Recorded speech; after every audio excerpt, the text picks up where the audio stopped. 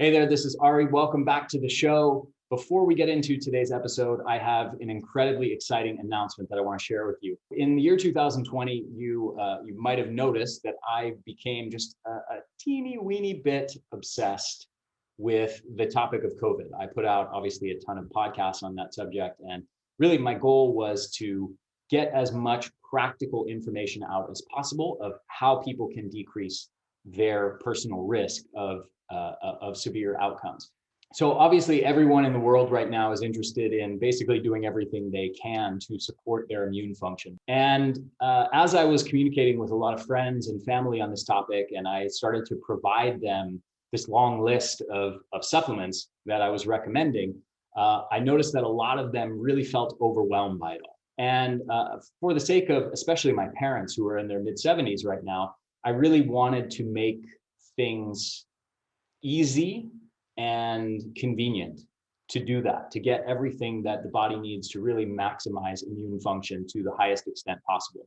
So with the help of a lot of friends and experts, we've put together our own formula. And after many, many difficult months of sourcing a lot of these ingredients, which are in short supply right now, we have finally put together our immune support formula, which is called Immune Genesis, and it is absolutely epic. It is the real deal, folks. This is not like the typical immune support formula out there where you have manufacturers using, 1/5, 1/10, 1/20th of the actual real dosages, that have been used in the research of these different ingredients. I do things differently, and my interest is creating the absolute best supplement in that category. Because, for me, why bother doing it at all unless you are going to create the absolute best product in that category? So I believe we've done that. There are so many amazing research-backed compounds in this formula, and they are at real dosages, which is a super important point. So just to give you a few examples of some of the compounds in this formula, there's Wellmune, which is a patented extract of a yeast and is rich in a specific kind of beta-glucans. And there is actual research on this, really impressive research, showing big reductions in the risk of upper respiratory tract infections. So for example, one study showed in a group of athletes who took Wellmune for a month after running a marathon, the rate of respiratory infections were reduced by 53 to 65% after 2 weeks of taking it, and 66% after 4 weeks of taking it. One of the other compounds in here is called quercetin phytosome. So it's a specific formulation of quercetin with lipids in it that make it highly bioavailable, which is really important because quercetin normally is not very bioavailable. But it's an amazing compound with a ton of proven benefits, especially in the context of immune health, where we know that it functions as what's called a zinc ionophore, which means it helps take the zinc molecules and get them inside of the cells where they can do their magic. Some of the research on this, one study showed that in a group of exercising adults, supplementing quercetin for 3 weeks before, during, and 2 weeks after an intense 3-day cycling protocol reduced the post-training rate of respiratory infections by 40%. Only 1 in 20 cyclists, that's 5% of them, 1 in 20, using quercetin got sick compared to 9 in 20 in the placebo group that was not using quercetin. And by the way, compared to regular quercetin phytosome, which is this patented formulation that we're using, way more expensive than regular quercetin, increased serum quercetin concentrations, that's the level of quercetin that's actually making it into your bloodstream, by 20-fold compared to regular quercetin. So just one more compound of many, many compounds and lots of research that I could tell you about is Berry Shield. And this is a patented extract of elderberry. And elderberry is a very, very intriguing and interesting compound that I highly encourage you to look into. But there's research on this showing specifically that in upper respiratory tract infections, elderberry extracts can reduce the severity of symptoms and the duration of symptoms by about half. This is, again, just scratching the surface of all of the different compounds in this formula. I've put together a very comprehensive article outlining a huge amount of research on all the ingredients in this formula. And I highly encourage you to check that out. You can do that at store.theenergyblueprint.com. And the page for Immune Genesis has all the research, many dozens of studies on the actual real research showing the benefits of these compounds and how they actually work, not just theoretically to sort of theoretically boost your immune function, but how they actually work to reduce risk of many different types of respiratory infections. Now, a little disclaimer, I have to be legally very cautious right now about anything I say in relationship specifically to the thing that you all know about that's going on in the world right now. So suffice it to say, there's a lot of stuff that I would like to be able to tell you about the research on many of these different compounds, but legally I cannot make reference to that because obviously that's a big no-no. Go to theenergyblueprint.com, click over to store, and go grab yourself some for Genesis. This is really an amazing formula. Go check out the research. I think you're going to be blown away by it. And with all of that said, let's now get into this episode.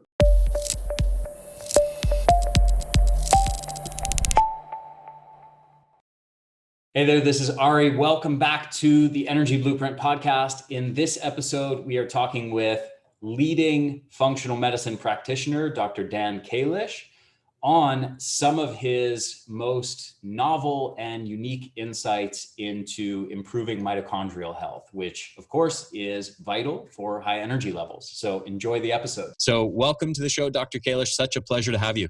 Yeah, super glad to be here. Thank you. Yeah. So in this presentation, you are going to be talking about one of my favorite topics, which is optimizing mitochondrial health. So I will let you take it away from here.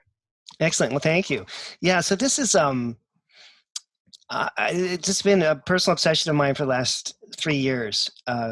What is the role of the mitochondria? How does that relate to fatigue?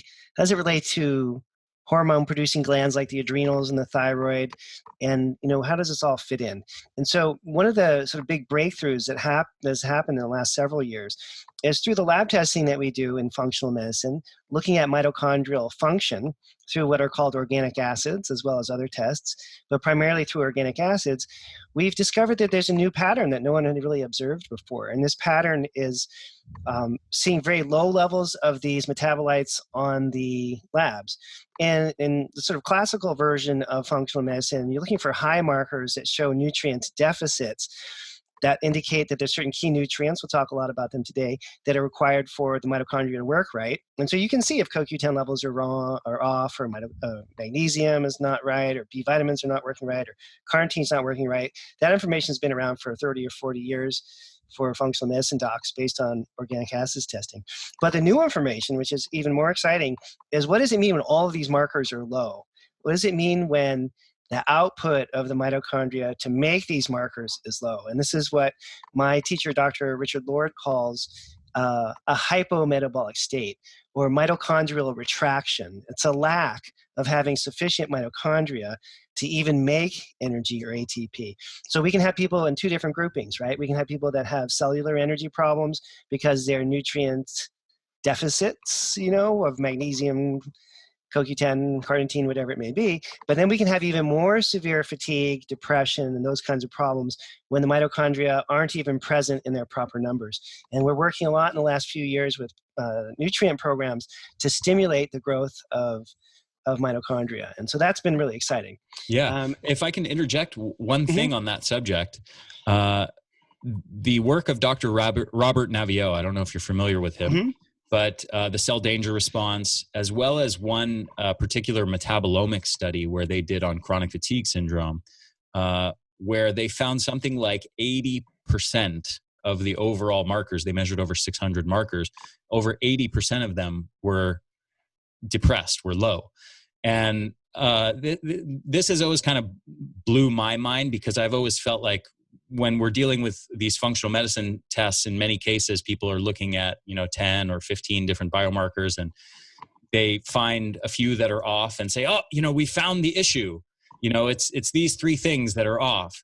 And I'm like, yeah, there's probably like 400 other things that are off too, if you had the tests to measure them. Do you know what I mean? Yeah, absolutely. Absolutely. Yeah. Yeah. And in fact, to that point, when we run these ion panels, which include fatty acids, organic acids, amino acids, and every other thing you can imagine, when we run those panels on people that are hypometabolic, exactly what you just said happens. You see just this bloodbath all across the board. You see low neurotransmitter markers. You see low liver detox markers. You see really poor amino acid function. You even see bad problems with fatty acids that are all part of it, because it's not like the mitochondria are targeted specifically and that's the only problem that you have. Anything that's going to damage the mitochondria is going to oftentimes damage other systems in the body as well. Mm-hmm. Absolutely. Yeah. So what do you do in cases like this? I mean, I'm sure that's the subject of this whole presentation, but kind of what does the path look like to help people who are, when it's not just, oh, your L-carnitine levels and CoQ10 levels are deficient, let's put you on a supplement for those, but you're seeing this widespread dysfunction. What is it? What does the path to recovery look like? Yeah, and so we go back to the original functional medicine playbook, which is, what's causing this? What's actually going on underneath the surface? What's the root cause? And we're thinking that there could be environmental toxicants that are stressing the system. It could be, I guess, emotional stress. So with mitochondria, I don't usually think of that as the number one thing. It could be a genetic disorder, right? There's a lot of people that just are genetically predisposed to not have really great mitochondrial function. But the main thing that we see is some kind of oxidative stress. Could be coming from the gut, could be coming from environmental toxins, could be coming from the diet. Some kind of a overwhelming amount of oxidative stress that's in turn damaging the mitochondria. And so you got to work on this on both sides, right? And for the short term energy boost, super energy, supercharge, make you feel like $1 million kind of stuff, you dump enough amino acids and CoQ10 and magnesium and B vitamins into the system, the mitochondria will start to come back. And then in parallel, you're trying to find out, okay, where are these environmental toxins coming from? Is it a diet issue? Is it related to, something that's happening at work? Is it something from the past? Is it mercury in the person's mouth from fillings? Or is it a gut problem that's generating all this oxidative stress? And so you can run on, both tracks, trying to find the underlying cause of the oxidative stress that damaged the mitochondria while you're repairing the mitochondria at the same time. Mm-hmm. Absolutely. Excellent. So as far as your strategies for optimizing mitochondria, are we jumping ahead too much? Do you want to sort of go into some of the background around deeper into mitochondrial health before we get into sort of the practical strategies? Yeah, let's talk about a little bit of that. I think it's a good idea because it's a fancy word, mitochondria. You can also think of it as cellular energy. But what you're really talking about is your metabolism, how your body takes nutrients, proteins, fats, carbs, and then burns them up for fuel. How is that all working? How's the furnace of your body working? And you can measure it with the labs. Most people can just tell based on how they're feeling whether their metabolism feels like it's in good shape or not. But the key point is that if you're having a problem with it, with your energy levels, there's some lifestyle things that we're assuming people are doing, like you're exercising pretty well, you're eating pretty well, you're not exposing yourself to a lot of chemicals from your personal care products and from your cleaners you use in your home. You're kind of figuring out that we live in a really toxic world and that human beings are quite clever. We've developed, tens of thousands of chemicals, and we've been extremely clever to just release those into the environment without anyone really regulating or thinking about what the heck is going on. And so when you test people now, every newborn baby in the United States has like 50 to 70 toxins the day they're born, right? We used to think that somehow being in the womb protected you. Not true. So we're all exposed to these compounds now. Everyone is, whether you're in an industrialized country or not. And a lot of the chemical toxins, the heavy metals, and again, this could be also coming from the gut. You could be coming from poor digestion, infections, the wrong kind of food, some kind of gut generated oxidative stress. This is going to cause tissue damage, right? And mitochondria are quite sensitive, and they're very easily damaged by high levels of oxidative stress. And so when that starts to happen, we, go into sort of emergency mode in a way, right? And the body's trying to protect itself. And unfortunately, the way that we protect ourselves is by generating ATP so we can run body systems. But these environmental toxins or gut-related compounds that are damaging the mitochondria interfere with our energy production system. So it's a very critical area of the body to be damaged because it's part of how we protect ourselves, right? And so if you're actually damaging your sort of shield, then you're going to be in pretty big trouble. And I think that, for anyone who has fatigue, chronic depression, unexplained chronic pain. Looking at the mitochondria, at least with some of the basic lab work that we do, makes sense as a sort of getting started analysis. And I do a lot of these labs. And I teach a lot of classes in this, and I work with a lot of patients on the phone. And it's not always a mitochondrial problem. In fact, we'll be doing coursework with other doctors and then be like, whoa, look at those mitochondria. This is great. They don't have that problem. I mean, it's almost kind of a little surprising when we see normal mitochondria, but not everybody has this problem. I think that's important to point out. But if you do have this problem, it can easily be missed because people, that are, healthcare providers could just sort of misinterpret what's happening. My last really bad mitochondrial patient last week was sort of typical in that, her doctor wanted to put her on antidepressants. And she's like, I'm not depressed. And she walked out of that office and came over to my office and did a phone consult and is trying to figure out, okay, I'm, not really energetic here, but this is not an emotional problem. And I don't want to do therapy and I don't want to take antidepressant. I want to figure out why my energy isn't so great. So I think our culture is kind of on the wrong track in terms of figuring out mitochondrial problems. If you look at conventional medicine, which is obviously why we're having these kinds of discussions, because a lot of these people that have a lot of fatigue end up drifting over to, more of a functional medicine or integrative medicine approach. Yeah. To that point, I don't know if you're familiar with it, but there's a paper that was published in 2015 called Fatigue and Overview, which was published in the American Journal of Family Physician. And it was basically evidence-based guidelines for physicians, for conventional medical doctors, of how to deal with their patients with fatigue, chronic fatigue. And they found a couple of really fascinating things. One is that 95% of people with chronic fatigue will show up with no abnormalities whatsoever on their lab tests, on their conventional lab tests.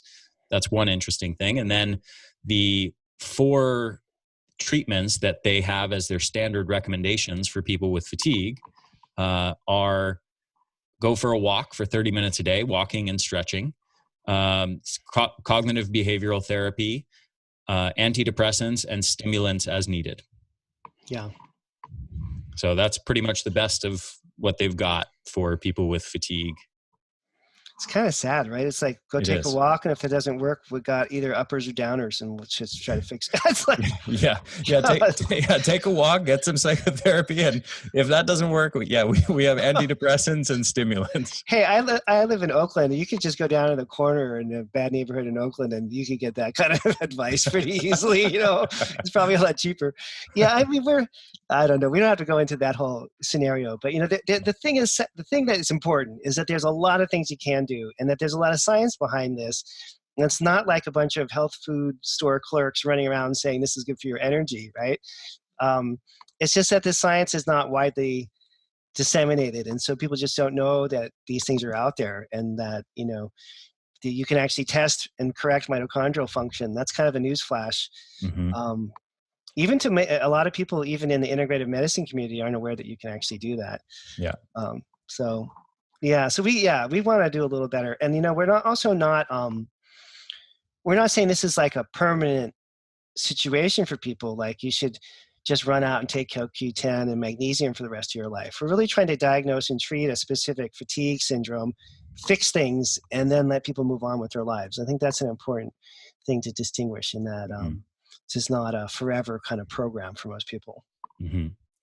So what does this look like as far as repairing, optimizing mitochondria? What's, as far as practical strategies, how do you kind of approach that whole situation? Yeah, so now in my practice, it's very specifically, we do these labs and I tell you exactly what you need. However, there are some general categories of things that show up consistently with a lot of people.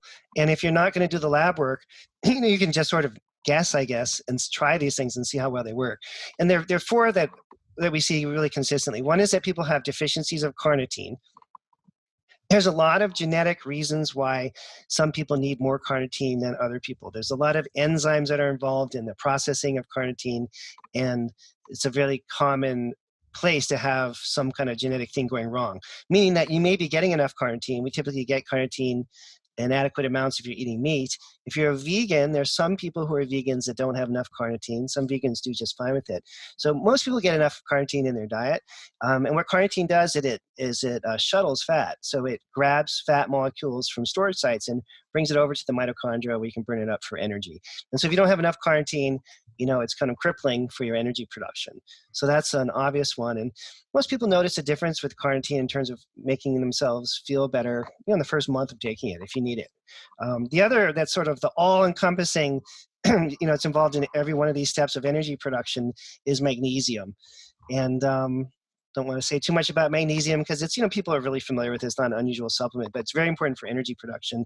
And then one that's paired with magnesium is, of course, CoQ10.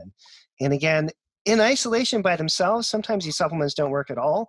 But if you have either lab work or some good sort of program design behind a supplement, or you get maybe a combination product from one of the companies that sells combination products, and you have each one of these nutrients, you can get some pretty significant energy changes: carnitine, magnesium, and CoQ10. And then the final one is the tricky one, and it's the most important one, and it's oxygen.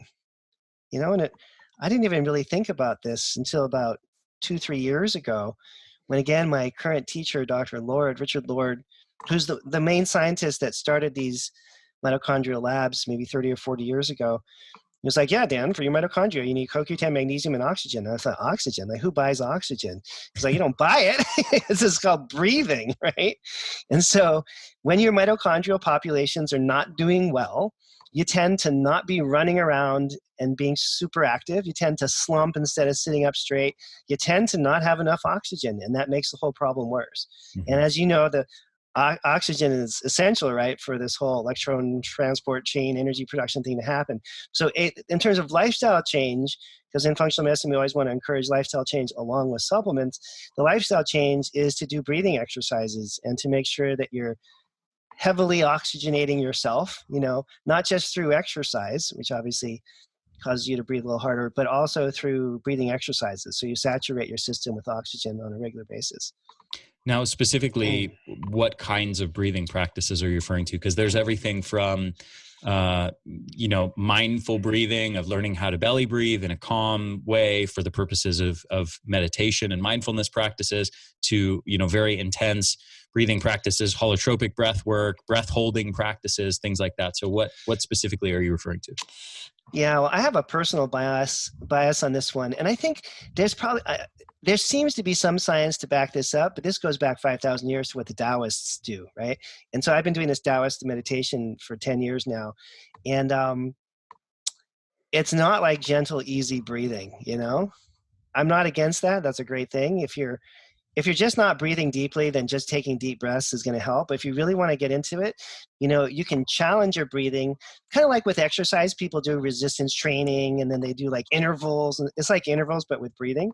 So just give a couple of simple examples. First of all, the obvious one is you take a deep breath in and hold it. I've only been able to get to 2 minutes, but that's an interesting experience right there. And then the other is to take a breath in, breathe all the way out, and hold it out. That is even more interesting if you want to try that. And then the other obvious ones are just, your deep breathing, where you're breathing in, holding for a few seconds, breathing out. The idea being that I think like with exercise, you're not just taking a walk every day. Some days you run up a hill. Some days you do weights. Some days, you're mixing it up with your breathing, and you're stressing the system by withholding oxygen and triggering this whole because you want to make it so that you're breathing deeply all the time, but you don't have to think about it. That's what I'm trying to say, right? So you're breaking up these patterns that we have where we don't breathe very deeply by making yourself aware of how important it is to have oxygen. I'll tell you, if you try holding your breath for 2 minutes, you will become very aware of how important oxygen is. So I do these exercises every day for a couple hours, and lo and behold, the rest of the day I'm breathing pretty well because did you say you do it for a couple hours of breathing practices? Yeah, a couple hours. Are you just doing the breathing practices and nothing else, or are you doing them while you're working and doing other things? It's while I'm doing the Taoist meditation. It's a component of it. Mm-hmm. Yeah. Got it. Like if you were in the gym working out, you would say, well, yeah, I'm breathing, but I'm doing my workout. It's kind of like that. Gotcha. Now, is this something related to Qigong, or just for people Yeah. who are interested in your Taoist meditation? Where might they learn about that? It's very much along the lines of Qigong. Absolutely. Okay. Yeah. Is that something you teach, or would you refer some out to a book or any particular source for learning that? This year we're launching a whole system on Taoist meditation teaching. Your secret's safe with me and 100,000 or so people listening. Well, yeah, and it's the coolest stuff. And then the thing about the Taoists I really love is that they figured out how to take care of their mitochondria like 5,000 years ago. Mm-hmm. Like it's not. I mean, they're not doing these things randomly. They were trying to extend life, right? A lifespan. That was one of their main goals. How do you live to be 100, 200 years old? And one of the things they figured out is it's really important that you figure out this breathing and how can you stimulate and produce mitochondrial health through breathing, just through trial and error, And, yeah. Interesting. Yeah, there's a whole, you may or may not know this. This is something that's something I kind of stumbled across well after I started looking into many years after I learned about lots of breathing practices, many years after I started learning about mitochondria, because it's all pretty much Russian research and most of it's in Russian. But there's a whole bunch of research on intermittent hypoxic training, which is various kinds of breath holding practices. And there's even some research specifically talking about intermittent hypoxic training and how it relates to mitochondrial health. Yeah, exactly. And there's actually this group that I connected with last year, and they're doing this, but they have they put you on a treadmill and they give you a mask and then they control the amount of oxygen that you're getting. Mm-hmm. So they can mimic, you being on the top of Mount Everest or you being saturated with oxygen. They can go. And one of the things they're doing is, getting people to work out and then restricting the amount of oxygen that they're able to get to create this effect like you're talking about with the Russian researchers, right? Mm-hmm. Yeah. Yeah, it's profound. So you mentioned magnesium, carnitine, CoQ10, oxygen, breathing practices. Are there any other things you want to mention? I know that one of the things we talked about before we started recording was mTOR stimulation, and you've mentioned some things along the lines of that and amino acids. I'm really curious to hear about what you're doing there. Yeah, now this is pretty deep. And this is, you can take this the wrong way. So mTOR stands for what? Mammalian target of rapamycin. Mm-hmm. And basically, in general, most of the research community that's looked at mTOR is concerned about mTOR and wants to slow mTOR down because mTOR stimulates cell growth, which could accelerate aging and put you at high risk for cancer, right?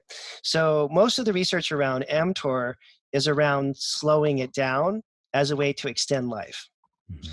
And what Dr. Lord determined in the last probably 5-10 years is looking at mitochondrial function. Sometimes we want to stimulate cellular repair and we want to speed up the body's ability to generate these organelles like mitochondria. Now, not doing it, if you had cancer, you wouldn't want to do this, right? Because this could make you worse. But we can actually stimulate mTOR by giving single large dosages of free-form amino acids. 7 to 9 grams, it's usually about 2 teaspoons of a free-form amino acid powder. And you do that once a day, maybe twice a day if you're really gung-ho, on an empty stomach, and you'll start to stimulate the repair of mitochondria by stimulating mTOR with these free-form aminos. And this goes way back to 40 years ago when Dr. Lord and Dr. Braley first started a lab called Metametrics, which is gone now, but they sold their lab a little while ago. But in the early days of these amino acid testing programs they were doing, I guess, in the 80s, they found that these amino acids, these free-form amino acids, helped with so many different health conditions. And now the scientific research is being sort of conducted in the last maybe 10 years to show the mechanism of that is actually stimulating mTOR. Which is fascinating when you think about it. And this is why so many people for so long have benefited from taking free-form amino acids. But the trick is you got to do it at 7 to 9 grams in a single dose in order to get this mTOR stimulating effect. And it works better on an empty stomach. So a couple questions. One, I definitely don't take this the wrong way. I'm of the belief, which I think should be really non-controversial, that mTOR is neither good nor bad. Like AMPK, like a lot of things in the body, like various hormones, It's good when it's in the appropriate amount and activated at the appropriate times. And to suppress mTOR all the time is a really horrible idea, because mTOR, as you're alluding to, mTOR serves many vital roles as far as anabolic cell building, tissue building processes that are a necessary part of good health. The same is true with like IGF-1. IGF-1 has been demonized heavily. It's like, if you have too high levels of IGF-1, then that's linked with increased risk of cancer and death.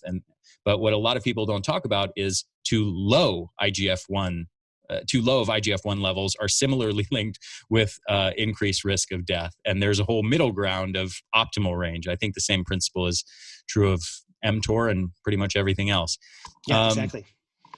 So specifically on free-form amino acids, there's a whole bunch of research around like branch chain amino acids in the context of bodybuilding and things of that nature. And there were many benefits that were sort of theorized about why you would want to use free-form branch chain amino acids. And almost all of the research that's put it to the test has found that consuming whole protein with equivalent amounts of branch chain amino acids basically gives the same degree of benefits. And there doesn't seem to be really any significant additional benefits from consuming the free-form branch chain amino acids. So I'm wondering we can stimulate mTOR through just consuming whole food protein, from consuming meat or eggs or fish, from consuming protein powders, whether whey protein or plant food pea protein and hemp protein and things like that. Why specifically do you feel free-form amino acids are uniquely beneficial? Yeah, so the research, and this is all in Dr. Lord's lectures, I can send you a copy of it later, on the hypometabolic state.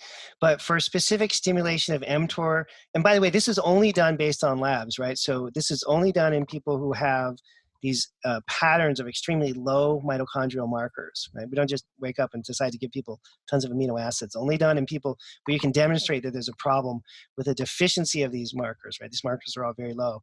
But the free-form amino acids in the 7 to 9 gram range have a different effect than trying to do it with food. I can get you links to all the research on that. You can read about it. Yeah, please. I would love to. Yeah, that'd be great. I'm curious, have you also heard of lipid replacement therapy, Garth Nicholson's research? I don't know about that. Okay, so there's some really, you'd definitely be fascinated by this. There's some really great research around these specific phospholipid formulations that they're using that seem to get transported intact to our cells and to our mitochondrial membranes, where they replace damaged phospholipids in the mitochondrial membranes. And there's some pretty darn remarkable and impressive research, again, mainly from this researcher, Garth Nicholson. I think it's Garth Nicholson. Yeah.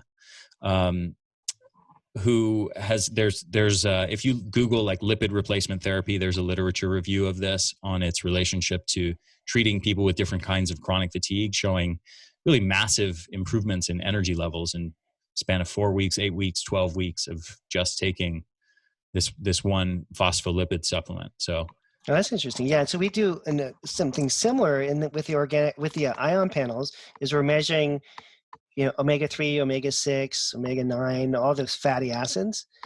And the curious thing is, you would think that most people are low in 3s and the 6s are either high or normal. But there's certain people who are low in omega-6, or they may have a odd fat like palmitic that's really low. And sometimes we'll get very targeted. It's a little different than what you're describing, but same vein of, prescribing high dosages of omega-6, or prescribing something to try to fix palmitic that's out of balance, or people that have arachidonic, like you're saying, like high or low, and there's a range for all these things and everything. Some people having super high arachidonic that you would think would be related to inflammation and problems. Then some people having really low arachidonic, which can also cause problems. So I'm doing a lot of work with the cell membrane, so I'll check that out, because this is a lot of interest to me right now. Yeah, for sure. Yep. Happy to send you the literature, but easy to find. Yeah. You have in your slide presentation some interesting slides on what you called awesome energy versus exhausted energy. Can you talk a bit about that?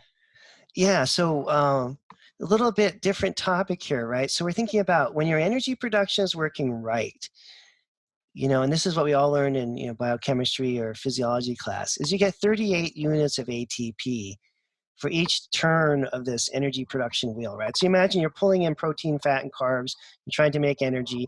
And if that whole system's working beautifully, on average, you should be generating 38 units of energy.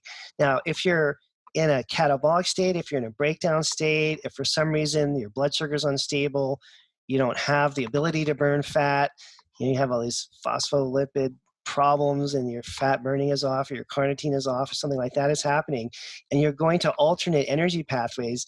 Some of these energy pathways, you can only generate 2 ATP, right? Some of them, you even get a net loss of energy to make energy, right? These are the people that I talk to. They're like, I walk, up the stairs, and I'm just exhausted just by the time I get to the top of the stairs, right? And so a lot of the fatigue that we see is because people are not able to get into what we call aerobic respiration, right? They're not able to make the normal energy in the normal way. And they're going into the body is adaptable. When those systems break down and the mitochondria can't work, let's say you don't have enough CoQ10, right? It would be a simple example. Or you don't have enough tryptophan or something like that is going on. Then all of a sudden you're going to have a major problem and have to shift to making energy from other sources. And it's just not an efficient way to do things. Mm-hmm. So people get, they get by, but they get by in a way that's not exactly uplifting. They're not exactly jumping out of bed and wanting to exercise. They're going through this whole other way of producing energy and just netting out a very, very small amount of energy. And it just shows that, if we can fix those things, you can get that person back to just making the normal production of energy is a huge amount of energy. It's another way of saying it, right? You don't have to jack someone up on steroids or something and give them an artificial boost. Just the normal functioning mitochondria is an abundant and endless source of energy for human beings. Mm-hmm. Yeah, absolutely. I know we talked a bit about before we started recording. You mentioned that you could talk a bit in depth on tests and the most ideal tests for assessing mitochondrial function. You've alluded to some tests thus far already, but can you kind of give a rundown on if somebody wants to know if they have damaged mitochondria or dysfunctional mitochondria, or just they've lost a lot of mitochondria over time through the course of aging, which happens to the vast majority of people. What are the best tests to assess mitochondrial function? Yeah, so I think the starting point, the central point, is organic acids. And there are several different lab companies that run these in slightly different ways. And through organic acids, you can measure the metabolic byproducts of all these different processes, and they'll tell you very clearly if you need CoQ10 or carnitine or various B vitamins and amino acids and how all those systems are working. So organic acids is usually sort of the central point. And then if you want to dig a little deeper and figure out, okay, if I don't have great mitochondrial function, well, what's going on with my oxidative stress? So many of these lab companies will have a combination profile, like an ion profile is the one I use, where you also look at oxidative stress. You also look at other factors that relate to energy production, liver detoxification capacity. You want to have a general sense of, is your liver able to clear things adequately? Because if not, then that builds up in terms of oxidative stress. And then, of course, the microbiome is all we can talk about these days in integrative and functional medicine. So you want to make sure your microbiome is working well, that your gut is in good shape. So those are the kind of the bigger picture ones. Organic acids is the center point, probably the single most important. And then you want to figure out the toxin burden and the oxidative stress markers and that kind of stuff. And then separate, you want to make sure that the microbiome of the gut is working well. That's the typical workup that I do in my practice. Excellent. So this has been phenomenal. I'm wondering if you could wrap up with sort of the summary and the sort of list of practical strategies for people to implement to improve their mitochondrial health. Yeah. So either you're going to do I divide it into two categories. You're going to do a lab-based program or non-lab-based. So if you're going to do a non-lab-based program and you're just guessing, then I think these things are safe to guess at. I don't think you do any harm if you do this for a few months.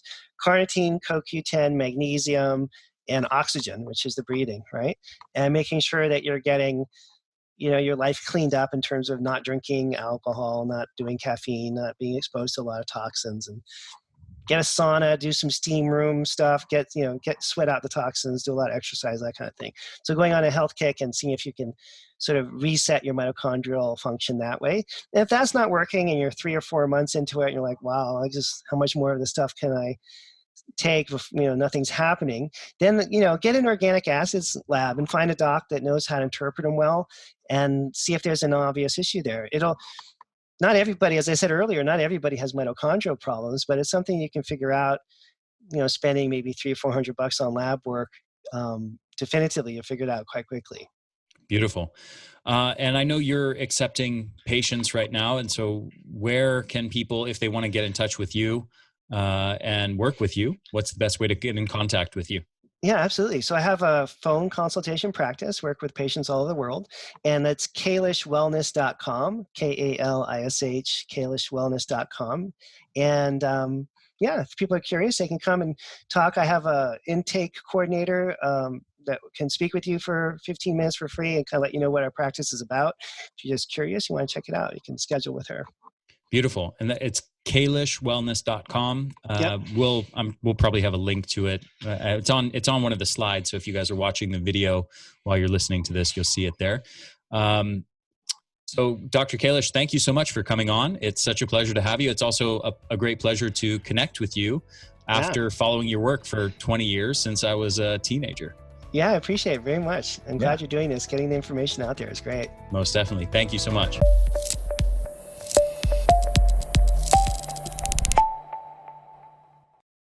Hey there, this is Ari again. Thank you so much for listening to this episode. I hope you enjoyed it.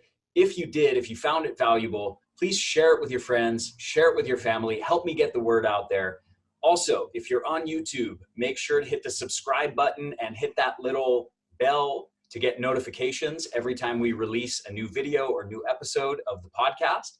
And if you're listening to this, make sure to subscribe to this podcast on iTunes or on your favorite podcast app. Thanks so much for supporting my work at the Energy Blueprint. I hope you enjoyed this episode. I will see you in the next